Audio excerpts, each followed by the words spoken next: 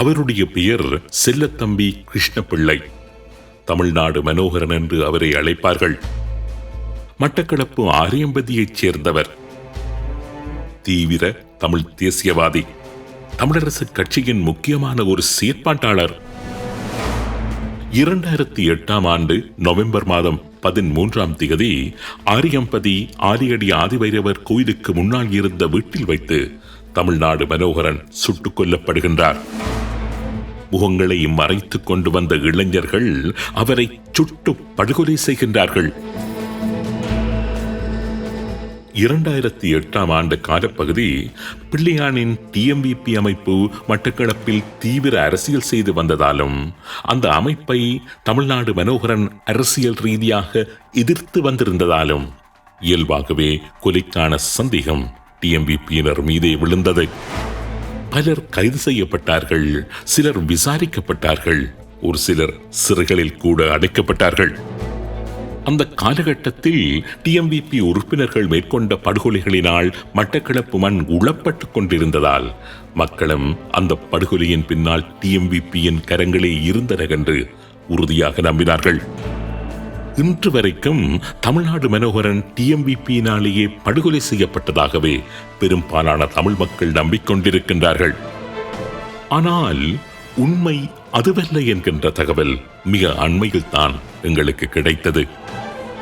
அந்த காலகட்டத்தில் இலங்கையின் கிழக்கில் செயற்பட்டுக் கொண்டிருந்த ஒரு முக்கிய கொலையாளி பற்றியும் அந்த கொலையாளி புரிந்த படுகொலைகள் பற்றியும் தேடல்களை மேற்கொண்ட போது தமிழ்நாடு மனோகரனும் அந்த கொலையாளியினாலேயே படுகொலை செய்யப்பட்டதாக எங்களுக்கு தகவல் கிடைத்தது.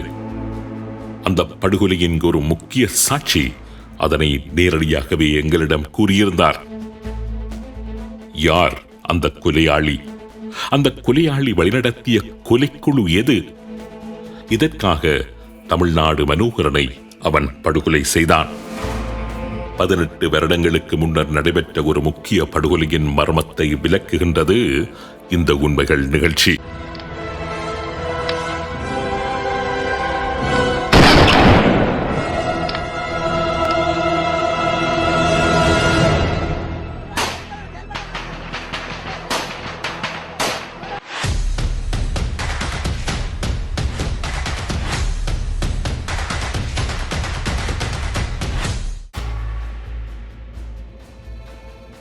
நிகழ்ச்சியை ஆரம்பிப்பதற்கு முன்னதாக ஒரு விடயத்தை இங்கு பதிவு செய்ய விரும்புகின்றேன்.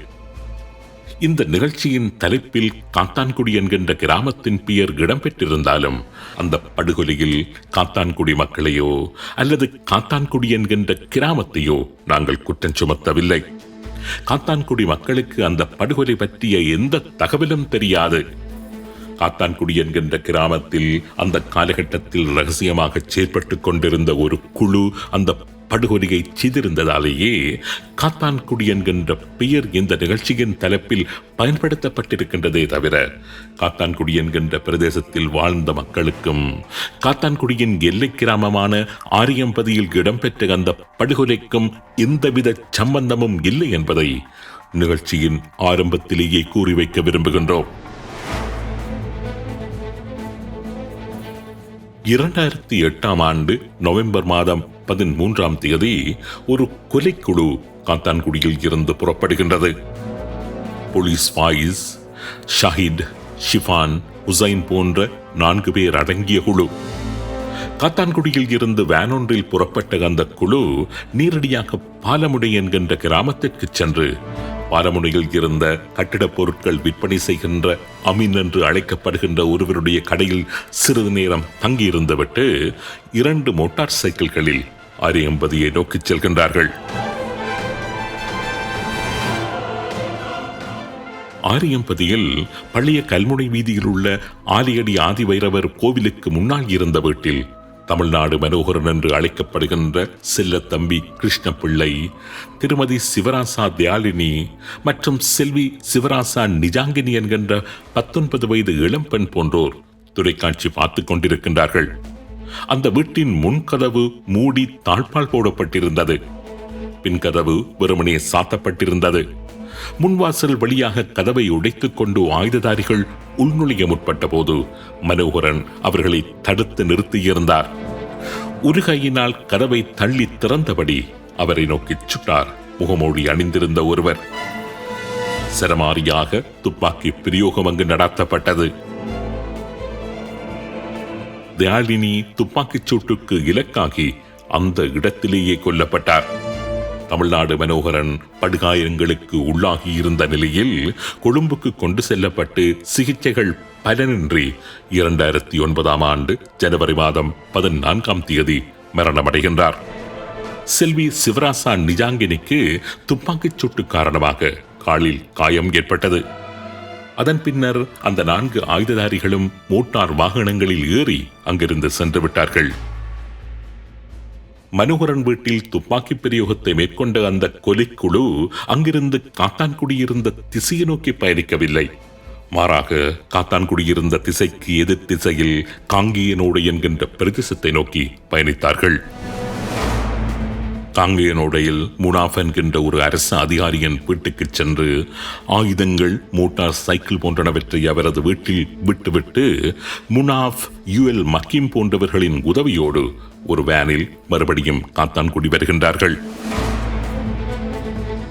தமிழ்நாடு மனோகரனின் படுகொலை விடயத்தில் உண்மையிலேயே இதுதான் நடந்தது என்கின்ற தகவல் அண்மையில் தான் எங்களுக்கு தெரிய வந்தது. அந்த படுகொலை சம்பவத்தின் நேரடி சாட்சி ஒருவர் இந்த வாக்குமூலத்தை எங்களுக்கு வழங்கியிருந்தார். சரி, இப்பொழுது கேள்விக்கு வருவோம்.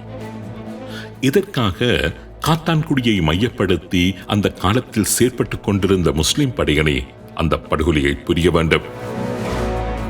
தமிழ்நாடு மனோகரனுக்கும் அந்த முஸ்லிம் படையணிக்கும் இடையிலான விரோதம் என்ன? ஏன் மனோகரன் படுகொலையின் பள்ளி பிள்ளையான் தலைமையிலான டிஎம்விபி மீது விழுந்தது? காத்தான்குடி பிரதேசம், ஆரியம்பதி பிரதேசம் இரண்டுமே அருகருகே உள்ள கிராமங்கள் அல்லது நகரங்கள். காத்தான்குடி முஸ்லிம்கள் மாத்திரமே வசித்து வருகின்ற ஒரு கிராமம். அந்த காத்தான்குடியின் தெற்கு எல்லையில் இருக்கின்ற ஆரியம்பதி கிராமமோ பாரம்பரிய தமிழ் கிராமம். இந்த 2 பிரதேசங்களுக்கு இடையில் தொடர்ந்து பிரச்சனைகள் நடந்து கொண்டே இருக்கும்.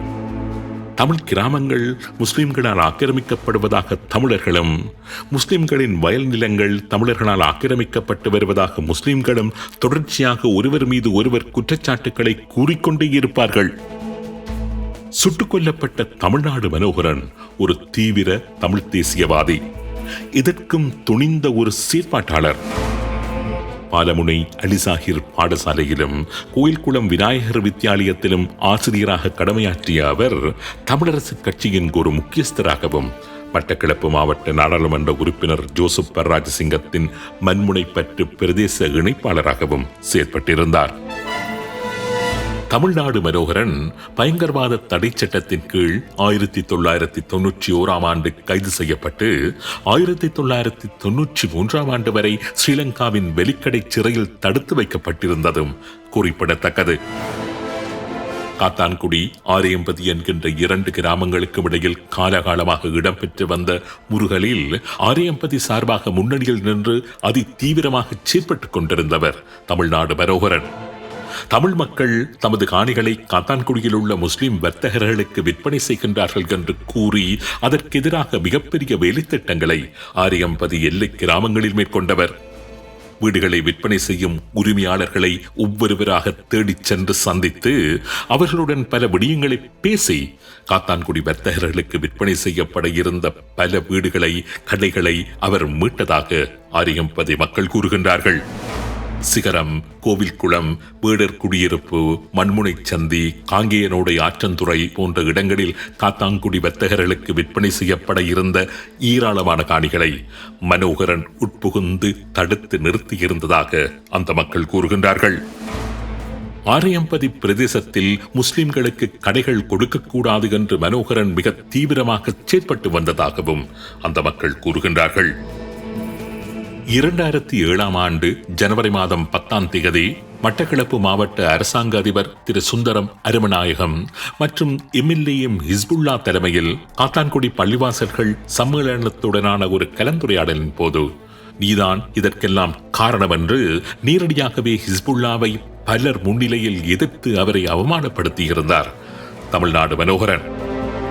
காத்தான்குடியில் ஜிஹாத் அமைப்பு என்கின்ற பெயரில் ஆயுத குழு ஒன்று செயற்பட்டு வருவதாகவும் அந்த குழு தமிழ் இளைஞர்கள் பலரை படுகொலை செய்து வருகின்றது என்றும் பகிரங்கமாக ஊடகங்களில் குற்றச்சாட்டுகளையும் அவர் முன்வைத்து வந்தார். அது மாத்திரமல்ல, காத்தான்குடி அரசியல்வாதிகள் சிலருக்கு எதிராகவும் அங்கு செயற்பட்ட சில தரப்புகளுக்கு எதிராகவும் மனோகரன் தலைமையில் ஏராளமான ஆர்ப்பாட்டங்கள், கண்டன கூட்டங்கள் தொடர்ச்சியாக அங்கு நடைபெற்று வந்தன என்றும் அந்த பிரதேசத்து மக்கள் கூறுகின்றார்கள். 2007 ஜனவரி மாதம் 10 மிக பெரியதொரு ஆர்ப்பாட்டம் ஆரியம்பதியில் இடம்பெற்றது. 2008 ஜனவரி மாதம் 25 ஒல்லிக்குளம் கோவில்குளம் காணி அபகரிப்புக்கு எதிராக மிகப்பெரிய ஆர்ப்பாட்டம் ஒன்று ஏற்பாடு செய்யப்பட்டிருந்தது. 2008 பிப்ரவரி மாதம் 21 செல்வா நகர் கிழக்கில் காணி அபகரிப்பு, திட்டமிட்ட வீட்டு திட்டம், புதுமாயான காணி அபகரிப்பு இவைகளுக்கு எதிராக ஒரு மிகப்பெரிய ஆர்ப்பாட்டம் நடைபெற்றது. 2008 மார்ச் மாதம் 18 கோவில்குளம் காணி அபகரிப்புக்கு எதிராக ஒரு ஆர்ப்பாட்டம் நடத்தப்பட்டது.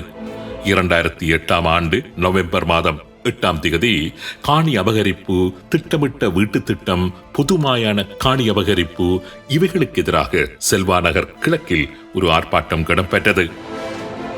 இதேபோன்று மனோகரன் கொலை செய்யப்படுவதற்கு 1 வருட காலத்திற்கு முன்னர் ஆரியம்பதியில் மனோகரனினால் முன்னெடுக்கப்பட்ட ஆர்ப்பாட்டங்களை சுட்டிக் காண்பிக்கும் அந்த பிரதேசத்து வாழ் மக்கள் தமிழ்நாடு மனோகரன் படுகொலை செய்யப்படுவதற்கு சரியாக 3 மாதங்களுக்கு முன்னர் மனோகரன் தலைமையில் இடம்பெற்ற ஒரு முக்கிய ஆர்ப்பாட்டத்தை அவரது படுகொலைக்கான காரணமாக இருக்கலாம் என்றும் கூறுகின்றார்கள். அது 2008 ஆகஸ்ட் மாதம் 19 நடைபெற்றது. ஆரியம்பதியில் இருந்த நரசிம்மர் ஆலயத்தினுள் மாட்டு இறைச்சி கழிவுகள் கொட்டப்பட்டதற்கு எதிராக ஒரு மிகப்பெரிய கண்டன ஆர்ப்பாட்டத்தை தமிழ்நாடு மனோகரன் ஏற்பாடு செய்திருந்தார். பெருமளவு தமிழ் இளைஞர்கள் கலந்து கொண்டு காத்தான்குடி என்கின்ற கிராமத்திற்கு எதிராக தீவிரமான கோஷங்களை முன்வைத்து மேற்கொள்ளப்பட்ட ஒரு ஆர்ப்பாட்டம்.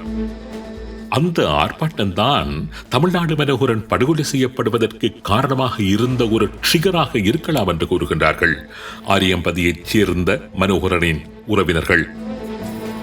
முஸ்லிம்களுக்கு எதிரான ஒருவராக தமிழ்நாடு மனோகரன் அடையாளப்படுத்தப்பட்டதால் காத்தான்குடியில் செயற்பட்ட முஸ்லிம் படையணியின் சில உறுப்பினர்கள் மனோகரனை படுகொலை செய்திருக்கலாம் என்று நம்பப்படுகின்றது. காத்தான்குடியின் ஒரு முக்கியமான அரசியல்வாதி மனோகரனை படுகொலை செய்வதற்கான தூண்டுதலை மேற்கொண்டதாக கூட ஊர்ஜிதப்படுத்தப்படாத தகவல்கள் தெரிவிக்கின்றன.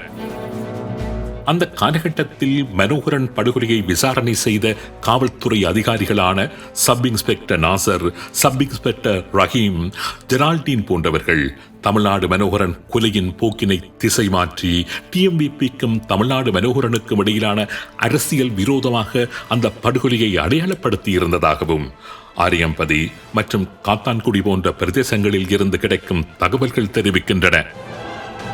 தமிழ்நாடு மனோகரனை படுகொலை செய்ததாக குற்றஞ்சாட்டப்பட்டிருக்கின்ற நபர்களில் பலர் இன்று அரசாங்கத்தின் சாட்சிகளாக மாற்றப்பட்டுள்ளார்கள்.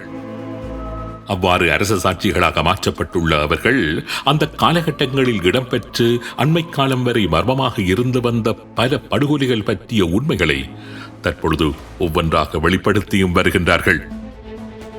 தமிழ்நாடு மனோகரன் படுகொலை பற்றியும் தற்போதைய அரசாங்கம் குற்றஞ்சாட்டப்பட்டுள்ள நபர்களிடம் தகவல்களை பெற வேண்டும்.